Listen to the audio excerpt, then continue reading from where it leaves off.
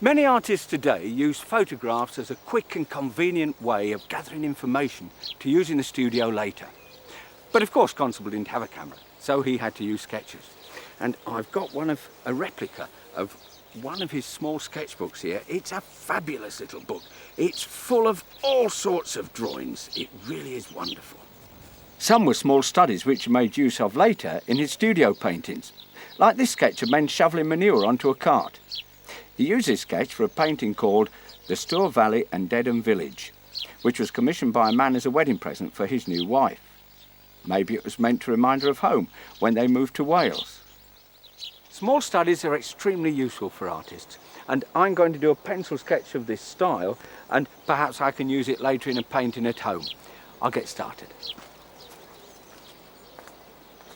Now, as usual, I'm going to start on the left-hand side of the drawing. I always do that where it's possible, simply because I know that I can rest my hand on the right-hand side of the page without smudging any work. Simple thing, but it does make a lot of difference. These are important lines to get the right angle. You see, we've got an angle, a nice angle against this angle. It makes the drawing have a little bit of character with it, rather than drawing the style flat on. This is why I decided to do it round this angle.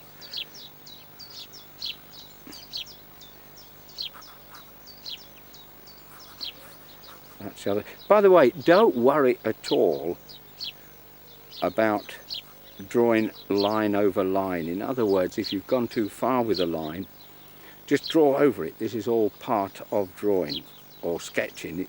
It gives, in fact, more life to the drawing, and also it helps you to draw more accurately. Now that post is at an angle. It isn't absolutely straight. Some lovely light hitting that. Another post comes up there. This is the signpost, which again has got its little capping on the top, and there's one that comes out here. Suggest that there's one other one coming out here.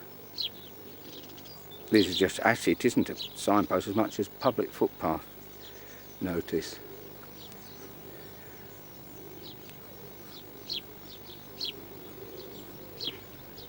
Now this is all lovely and dark behind, but I want to be careful, because if I start to do too much shading, I'm going to lose